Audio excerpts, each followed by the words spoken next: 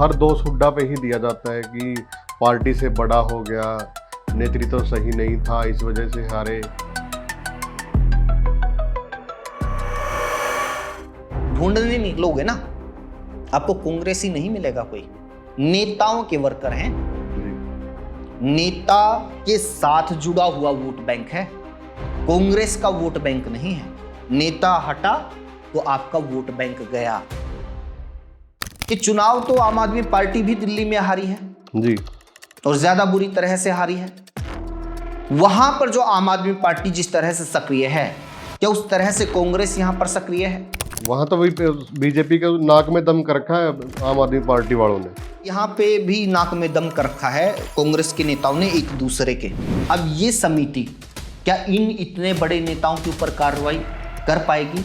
ये क्यों हो रहा है कि भाई इनकी बयानबाजी भी चल रही है, इनके आपस में खींचतान भी होती है, लेकिन फिर भी एक दूसरे के खिलाफ कभी शिकायत नहीं करते। इसके पीछे रणनीति है। और आप ये मान के चलिए कि कांग्रेस और अनुशासन का रिश्ता ऐसा है जैसा उत्तरी ध्रुव का दक्षिणी ध्रुव से, जैसा आसमान का धरती से। मानो मतलब इनका मिलाप कभी नहीं होता है। या तो कांग्रेस रहेगी या अनुशासन रहेगा। वो जो जिला अध्यक्ष बनाए गए थे, कौन से मुद्दे को लेके उन्होंने सरकार को घेरा या सरकार के खिलाफ उन्होंने नाकेबंदी कर दी, सरकार के खिलाफ कोई नया खुलासा कर डाला।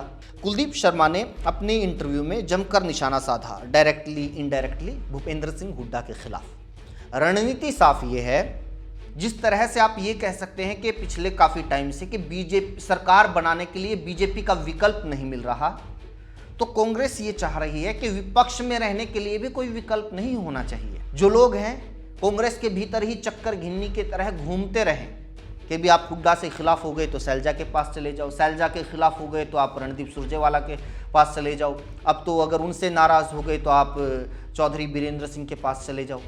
इन्होंने, कुलदीप शर्मा ने ये जो बयान दिया है, कुछ लोग उनसे इत्तफाक रखेंगे कि हाँ जी सही बात कही है, कुछ लोग कहेंगे कि नहीं गलत बात कही है। ये तो खुद ही रिकॉर्ड मतों से करनाल में हारे थे 2019 में, 6.5 लाख वोटों से ज़्यादा से हारे थे। अभी निर्दलीय से चुनाव हारे हैं लगभग 35,000 वोटों से। कि इनेलो की तरफ से ऐलान किया गया है किसानों के पक्ष में आंदोलन करने का। और आज की तारीख में इलेक्शन देखो बहुत दूर हैं, अब अगर राजनीति होनी चाहिए तो इशू बेस्ड होनी चाहिए ना। तो अब जो मुद्दा होना चाहिए था आज की तारीख में, क्या मंडियों में जाइए, फसलें नहीं बिक रही हैं। सरकार की तरफ से बार बार कहा जाता है कि 24 फसलों के ऊपर एमएसपी दे रहे हैं हम लोग। जो मुख्य फसल है, धान बिकवा के दिखा दीजिए आप एमएसपी के ऊपर, बाजरा पिट रहा है, आपकी कपास पिट रही है, मूंग पिट रही है। तो आज की तारीख में क्या होना चाहिए था? खबर ये किसान होने चाहिए थे।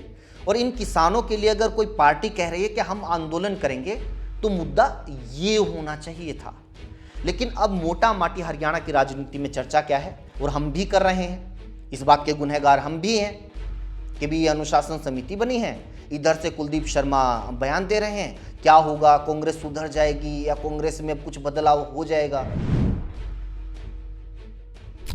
नमस्कार दोस्तों, स्वागत है आपका मनदीप महेंद्र शो में। दोस्तों, कांग्रेस की अनुशासन समिति बनी है, कमेटी बनाई गई है, और देखते हैं कि क्या कांग्रेस के अंदर अनुशासन आएगा। मेरे साथ बातचीत में महेंद्र सिंह है। सर, स्वागत है आपका। शुक्रिया मनदीप जी, बहुत बहुत धन्यवाद। सर, कांग्रेस ने कमेटी बनाई है, कुछ भला होगा सर कांग्रेस का? अनुशासन समिति बनाई गई है मनदीप जी, और आप ये मान के चलिए कि कांग्रेस और अनुशासन का रिश्ता ऐसा है जैसा उत्तरी ध्रुव का दक्षिणी ध्रुव से, जैसा आसमान का धरती से। मानो मतलब इनका मिलाप कभी नहीं होता है। या तो कांग्रेस रहेगी या अनुशासन रहेगा। पिछले कुछ सालों की जो कांग्रेस के भीतर की राजनीति रही है, जिस तरह की गुटबाजी रही है, उसको देख के ऐसा ही लगता है। अगर हम लोग ये पिछले सालों की या आज जो कुछ हो रहा है कांग्रेस के भीतर, इसको देखते हुए भी हम ये कहें कि भी अब अनुशासन समिति बना दी गई है, अब सब कुछ सही हो जाएगा, अब नेता पार्टी लाइन पे बात करने लगेंगे, अब एक दूसरे के ऊपर ये आरोप प्रत्यारोप का दौर खत्म हो जाएगा, अब ये लोग आपस की लड़ाई छोड़ के बीजेपी के खिलाफ ऐलान जंग कर देंगे, तो ऐसी उम्मीद करना फिलहाल की परिस्थितियों को देख के बेमानी है, ये खुद के साथ धोखा होगा। आपने देखा होगा कि कांग्रेस क्या करती है कि साथ की साथ अपनी गतिविधियों की पोल खोल देती है, और खासतौर पर यह अनुशासन के मामले में। जैसे ही ये अनुशासन समिति का ऐलान हुआ, उसके साथ ही उसी दिन या उससे अगले ही दिन एक इंटरव्यू दिया जाता है कुलदीप शर्मा की तरफ से। पार्टी के वरिष्ठ नेता, स्पीकर तक रहे हुए हैं। अब वो जो बयानबाजी देते हैं, वो जिस तरीके की टिप्पणियां करते हैं उस इंटरव्यू में, वो आपकी अनुशासन समिति को पहले ही दिन आईना दिखा देते हैं कि ये ड्रामेबाजी या ये जो फॉर्मेलिटीज हो रही हैं पार्टी में, इसका कोई असर नहीं है। तो आप ये मान के चलिए कि पिछले कुछ टाइम से कांग्रेस जो ये गतिविधियां कर रही है, कांग्रेस ने संगठन बना दिया, जिला अध्यक्ष बना दिए, प्रदेश अध्यक्ष नया बना दिया। अब उसके बाद क्या दिखा आपको कि नए प्रदेश जिला अध्यक्ष बनने के बाद कौन सा आंदोलन नया कांग्रेस ने छेड़ दिया? कहीं दिखे ही नहीं सर।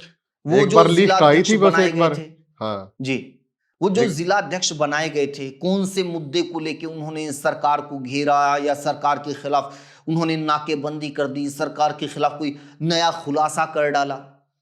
सिर्फ एक चीज को लेकर सक्रियता दिखी है एक दो जगह पे कि फलानी जगह पे मीटिंग में, प्रेस कॉन्फ्रेंस में कुर्सी नहीं मिली। ऐसा लगता है कि कांग्रेस का जिला अध्यक्ष बनने के बाद एक कुर्सी लेना ही ये मोटिव था किसी प्रोग्राम के भीतर। उसके अलावा कोई मोटिव नहीं था कि जी हाँ हम क्या कर रहे हैं पार्टी को मजबूत करने के लिए या सरकार को घेरने के लिए। पिछली बार भी मैंने एक एग्जाम्पल दिया था कि चुनाव तो आम आदमी पार्टी भी दिल्ली में हारी है जी, और ज्यादा बुरी तरह से हारी है। वहां पर जो आम आदमी पार्टी जिस तरह से सक्रिय है, क्या उस तरह से कांग्रेस यहां पर सक्रिय है? नाक में दम कर रखा वहां तो, बना दी गई है जी, वहां तो वही बीजेपी का नाक में दम कर रखा है आम आदमी पार्टी वालों ने। और हाँ, यहाँ पे देखो आप, यहाँ पे भी नाक में दम कर रखा है कांग्रेस के नेताओं ने एक दूसरे के। अब ये नाक में दम होगा अनुशासन समिति के। अगर अनुशासन समिति ये मान के चलेगी कि कहाँ हमारा कुछ काम है, हमारा काम है कि कोई पार्टी लाइन बने, ये नेता एक दूसरे के खिलाफ ना बोलें, तो ये नाक में दम होने का काम इनको होगा। लेकिन ये नहीं होता हुआ नजर आ रहा।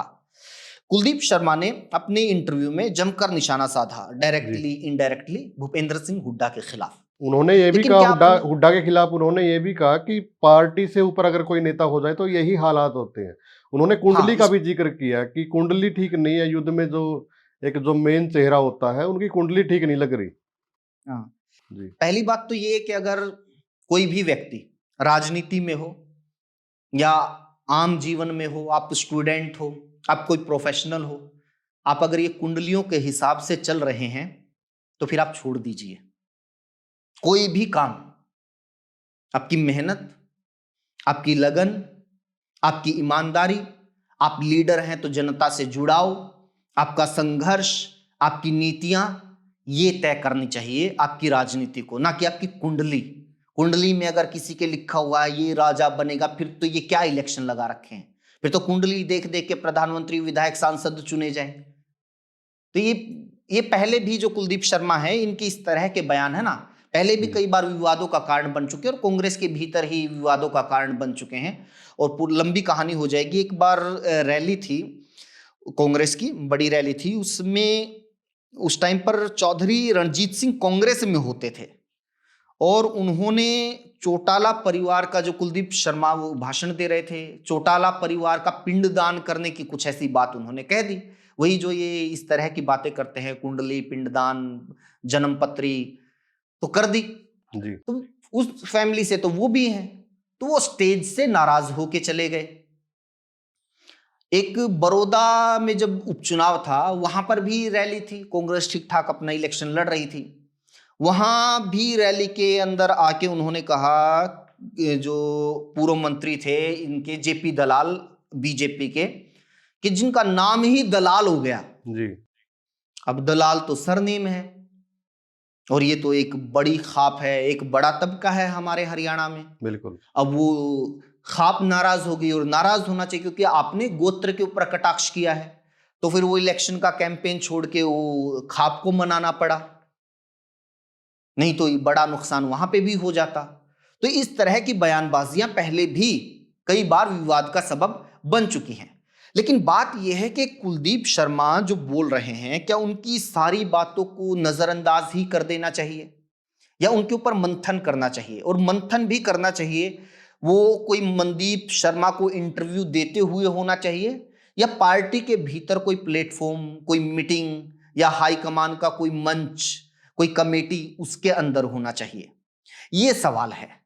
और सवाल फिर ये है कि जैसे ही इधर आप सो कॉल्ड अनुशासन समिति आती है, उधर से इस तरह का बयान आता है, बावजूद इसके किसी तरह का कोई नोटिस, किसी तरह की कोई शिकायत, किसी तरह की कोई कार्रवाई नहीं होती है।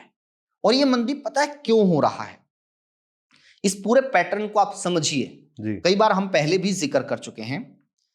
आपको ये लगता होगा या हमें ये लगता होगा कि भाई अगर कुलदीप शर्मा भूपेंद्र सिंह हुड्डा के खिलाफ बोल रहे हैं तो भूपेंद्र सिंह हुड्डा बड़े नाराज हो गए होंगे, या हुड्डा खेमे के नेता बड़े नाराज हो गए होंगे, या उधर से हुड्डा खेमे के बहुत सारे जैसे इंदुराज भालू हैं या जेपी हैं जो दूसरे खेमे के खिलाफ बयानबाजी कर देते हैं, तो इनसे कुमारी सैलजा या दूसरे नेता नाराज हो गए होंगे बहुत ज्यादा।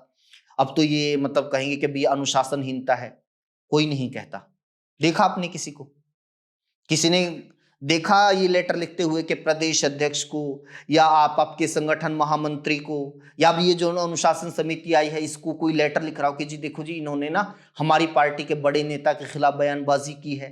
अनुशासन समिति पे ही सवाल खड़े हो रहे हैं सर। सबसे बड़ी बात तो यही है, कह रहे हैं कि यही कांग्रेसी नहीं है, ये किसी पार्टी से आए हुए हैं जो कमेटी के सदस्य बनाए गए हैं। हाँ, इसके बारे में आगे बात करेंगे। मैं ये कह रहा था कि ये क्यों हो रहा है कि भाई इनकी बयानबाजी भी चल रही है, इनके आपस में खींचतान भी होती है, लेकिन फिर भी एक दूसरे के खिलाफ कभी शिकायत नहीं करते। इसके पीछे रणनीति है मनदीप जी। क्या रणनीति? रणनीति साफ ये है कि कांग्रेस चर्चा में बनी रहे। जिस तरह से आप ये कह सकते हैं कि पिछले काफी टाइम से कि बीजेपी सरकार बनाने के लिए बीजेपी का विकल्प नहीं मिल रहा, तो कांग्रेस ये चाह रही है कि विपक्ष में रहने के लिए भी कोई विकल्प नहीं होना चाहिए।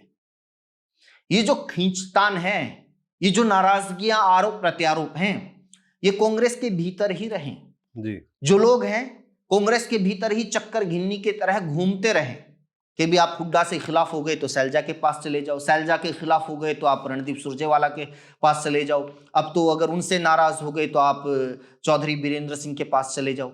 इन्होंने कुलदीप शर्मा ने जो बयान दिया है, कुछ लोग उनसे इत्तफाक रखेंगे कि हाँ जी सही बात कही है, कुछ लोग कहेंगे कि नहीं गलत बात कही है, ये तो खुद ही रिकॉर्ड मतों से करनाल में हारे थे 2019 में, 6.5 लाख वोटों से ज्यादा से हारे थे।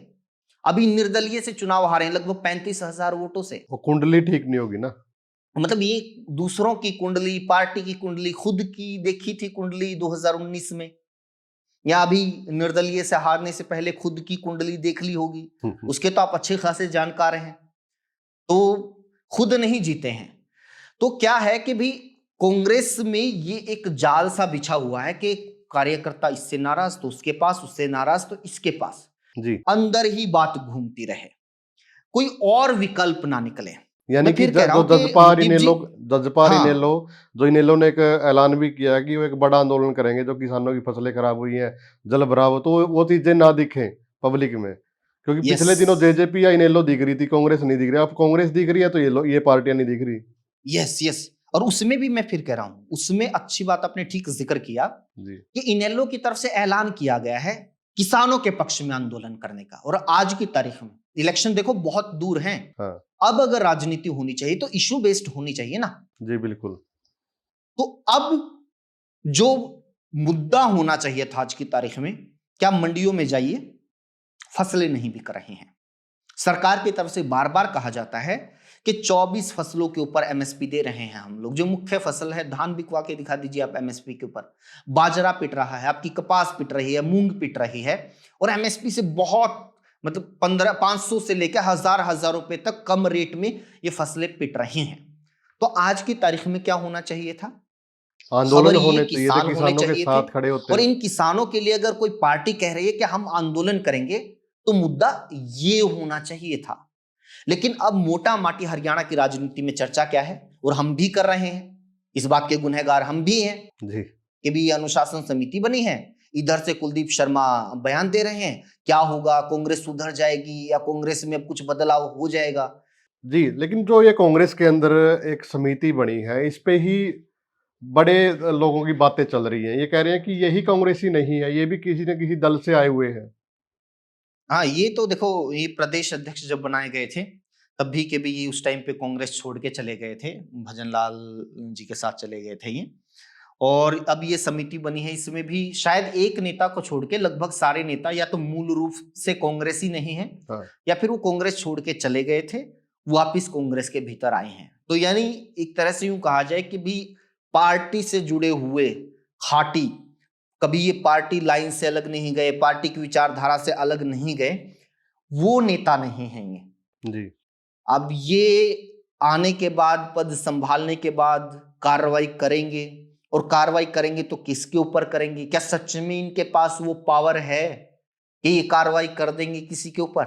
क्योंकि बोलने वाले तो ऐसे नेता हैं जो एक तरह से, जिनको ये बताना चाहिए कि भाई नहीं, छोटे जो दूसरे नेता हैं, कि आप ऐसा मत करो, ये पार्टी लाइन है, ऐसे बोलो, पार्टी प्लेटफॉर्म पे बात रखो, अपनी जो अंदरूनी फूट है, अंदरूनी लड़ाई है, इसको मीडिया की सुर्खियां ना बनने दो। इनको ये लाइन तय करनी चाहिए थी, लेकिन यही लोग खुद इस चीज का बंटाधार कर रहे हैं। अब ये समिति क्या इन इतने बड़े नेताओं के ऊपर कार्रवाई कर पाएगी? ये अपने आप में बड़ा सवाल है। जी। दूसरी बात सर, जैसे हुड्डा साहब को हर दोष हुड्डा पे ही दिया जाता है कि पार्टी से बड़ा हो गया, नेतृत्व तो सही नहीं था, इस वजह से हारे। तो ये बातें लगातार उन्होंने इंटरव्यू में भी कही है। तो क्या लग रहा है, क्या सच में ही अगर जो लोग बोल रहे हैं ये बातें, तो कहीं ना कहीं सच है ये चीजें? ये है ना, कांग्रेस के अंदर चलन है मनदीप जी। अब आप ये मान के चलिए कि ये जो हरियाणा कांग्रेस के नेता हैं, इनको लगता है कि ये तो सिर्फ हरियाणा में ही दिक्कत है, बाकी दिक्कत नहीं है। ये जो दिक्कत है, ये या तो हुड्डा की है या शैलजा की है। जबकि सच्चाई ये है कि आपकी पार्टी, आपका पार्टी हाईकमान पूरे देश में ही कांग्रेस को इस तरह से चला रहा है। जहां जहां कांग्रेस आज की तारीख में जिंदा है, वहां लगभग आपको 2, 3, 4, 5 गुट मिलेंगे। आप हिमाचल प्रदेश से आ जाइए, सरकार है वहां पर, लेकिन आज भी वहां पर एक पूर्व मुख्यमंत्री का ग्रुप है और एक मौजूदा मुख्यमंत्री का ग्रुप है, और ये बात सरेआम है, कोई लुक्का छिपी नहीं है इसमें। सरकार टूटने तक की नौबत आ गई थी। आप उसके बाद आ जाइए जहां कांग्रेस जिंदा है, पंजाब में कितने गुट हैं, गिनती करनी मुश्किल हो जाएगी आपकी। प्रदेश अध्यक्ष हैं और वरिष्ठ नेता हैं, कुछ ऐसे नेता हैं जो अभी चुनाव दूर हैं तो सक्रिय नहीं है, ठीक चुनाव से पहले सक्रिय होंगे, हाईकमान का आशीर्वाद लेकर आएंगे और मुख्यमंत्री पद के ऊपर दावा करेंगे। नवजोत सिंह सिद्धू जैसे नेता सीधे हाईकमान की तरफ से आएंगे और वहां पर दावा करेंगे। तो वहां पर भी यही हाल है। मध्य प्रदेश में आपने इसी गुटबाजी के चलते बनी बनाई सरकार खो दी।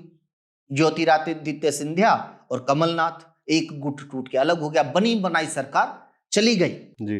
कर्नाटक में बेशक सतह पे नहीं आ रही हो चीजें, लेकिन वहां पर भी सिद्धारमैया और डीके शिव कुमार, ये 2 ग्रुप हैं। तो जहां जहां कांग्रेस जिंदा है, छत्तीसगढ़ में भी माहौल ठीक था जी। सरकार बनने की तमाम ओपिनियन पोल, जो राष्ट्रीय मीडिया जिसे कहा जाता है कि ये तो बीजेपी के हिसाब से चलती है, वो राष्ट्रीय मीडिया भी कांग्रेस के पक्ष में ओपिनियन पोल दिखा रही थी, लेकिन वहां भी सरकार नहीं बनी। वजह गुटबाजी, वहां पर भी मुख्यमंत्री का एक ग्रुप और दूसरे वरिष्ठ नेताओं का दूसरा ग्रुप, तो ये वहां पर भी है। तो एक पैटर्न है। आपको इस बारे में चर्चा सिर्फ हरियाणा से नहीं, बल्कि ये चर्चा आपको ऊपर से शुरू करनी पड़ेगी जी। हर जगह पर कांग्रेस आप ढूंढने निकलोगे ना, आपको कांग्रेस ही नहीं मिलेगा। कोई नेताओं के वर्कर हैं जी। नेता के साथ जुड़ा हुआ वोट बैंक है, कांग्रेस का वोट बैंक नहीं है। नेता हटा तो आपका वोट बैंक गया। ये नेता, इसके पास इतने वोट हैं, ये अगर पार्टी से बाहर गया तो वोट बैंक गया। जबकि बीजेपी में उल्टा है, बीजेपी में सिटिंग सीएम को बदल दिया गया, एक वोट नहीं टूटी। अभी चाहे बेशक जो मौजूदा सीएम है, आप इनको बदल दीजिए, एक वोट नहीं टूटेगी। जी। तो तो सर ये जो आपने ये कल्चर नायब सिंह सैनी ने या मनोहर लाल खट्टर ने नहीं तय किया है, ये खुद का ही ये कल्चर है इनका। हाई कमान ने तय किया है। ये वहां पर चाहे मोदी हो, अमित शाह हो या नड्डा हो, उन्होंने तय किया है।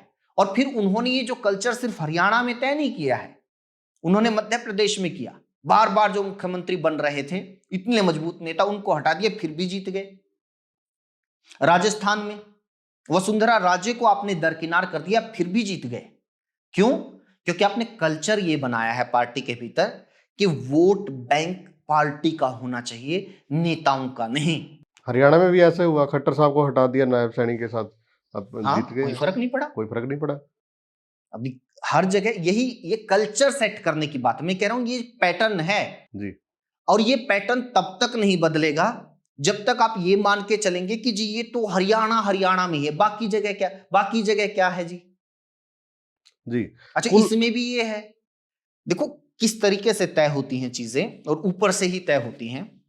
अभी क्या है कि भूपेंद्र सिंह हुड्डा के ऊपर तमाम उंगलियां उठ रही थी चुनाव के बाद। जी 1 साल के बाद ही सही उनको विधायक दल का नेता बनाया गया, और उनके ही जो खेमे से कहिए या उनके जो नजदीकी हैं, उनकी सिफारिश के ऊपर राव नरेंद्र को भी बना दिया गया प्रदेश अध्यक्ष। अब ये फैसला किसका है? ये हाईकमान का। हाईकमान का फैसला है। कोई भूपेंद्र सिंह हुड्डा खुद तो साइन करके नहीं आ गए हैं, या राव नरेंद्र के कागज के ऊपर खुद तो साइन नहीं कर दिया अपॉइंटमेंट लेटर के ऊपर, यह हाईकमान ने किया है। और हाईकमान ही ये परमिशन भी दे रहा है कि आप इनकी नियुक्तियों के ऊपर सवाल उठाइए, खुलकर उठाइए। कैप्टन अजय यादव से लेके शमशेर सिंह गोगी से लेके, या फिर ये कुलदीप शर्मा का जिक्र आप कर लीजिए, ये उनको अलाउड भी हाईकमान ही कर रहा है। वरना तो अगर आपने कह दिया आप चाहते हो कि इनके खिलाफ कोई ना बोले, या हाईकमान ने जो फैसला ले लिया उसकी पालना होनी चाहिए, तो फिर कार्रवाई भी उधर से होनी चाहिए थी। लेकिन ये नहीं होता है। ये आप कल्चर मान के चलिए, अलग अलग पार्टी का अपना अपना कल्चर होता है, आप इसको एक्सेप्ट कीजिए या आप इसकी आलोचना कीजिए, ये है। और इस बात को जो ये वरिष्ठ कांग्रेसी नेता है ना, ये बहुत अच्छे से समझते हैं। मैं फिर कह रहा हूं, इनको ऐसी बयानबाजियों से, ये बहुत बार देखते हैं ना कि भी इसने हुड्डा के खिलाफ बोल दिया या इसने हुड्डा के पक्ष में बोल दिया, तो नीचे है ना उनके समर्थक लड़ते हुए मिलेंगे, एक दूसरे को गालियां देते हुए मिलेंगे। क्या आपने देखा कि भी जो बड़े नेता हैं ये आपस में लड़ रहे हैं इस बात को लेके? जब भी मिलेंगे इनके मिलने की गर्मजोशी देखिएगा आप, लगेगा आपको, बल्कि ये कह भी देंगे कि यार ऐसा नहीं, थोड़ा सा और ऐसा बोला कर। ये जी। उनके लिए सुर्खियों में रहने का एक तो जरिया है। कांग्रेस को कुल मिला के अनुशासन समिति की जगह ग्राउंड पे काम करने की जरूरत है। इनको आदेश देने की जरूरत है कि आप ग्राउंड पे निकलिए, जो जिला अध्यक्ष बनाए गए हैं, जो कमेटियां बनाई गई हैं, ताकि लोगों की समस्याएं उठे, आंदोलन हो, कुछ लगे भी हाँ कांग्रेस कुछ कर रही है सर? हाँ बिल्कुल, ये बिल्कुल होना चाहिए। और अनुशासन समिति का देखो, आज की तारीख में मैं बताऊं, एक ही समिति, अनुशासन समिति, जिसके पास सबसे ज्यादा काम होना चाहिए, जिसको सबसे ज्यादा सक्रिय होना चाहिए, बहुत जरूरी कमेटी है। हम ऐसे ही इसको दरकिनार नहीं कर सकते। लेकिन सवाल यह है कि क्या ये काम करेगी? जब क्राइम किसी प्रदेश में ज्यादा होता है तो पुलिस ऐसा महकमा होता है जिसके पास सबसे ज्यादा काम होता है। तो जब अनुशासनहीनता किसी संगठन में सबसे ज्यादा है, तो ये अनुशासन समिति वो संस्था है जिसके पास सबसे ज्यादा काम होना चाहिए। लेकिन आप भी नजर बनाए रखिए, हम भी नजर बनाए रखेंगे। बिल्कुल। अब तक का जो पिछले कुछ साल का रिकॉर्ड है, इतिहास है कांग्रेस का, वो ये बताता है कि ये इकलौती ऐसी कमेटी होगी शायद जिसके पास कोई काम नहीं होगा, या ये कोई काम नहीं करेगी। जी बिल्कुल। धन्यवाद सर बातचीत करने के लिए। तो कांग्रेस की अनुशासन कमेटी पे बातचीत की। वीडियो को ज़्यादा से ज़्यादा आप लोग शेयर भी करें और अपनी राय भी आप कमेंट बॉक्स में ज़रूर दें। धन्यवाद।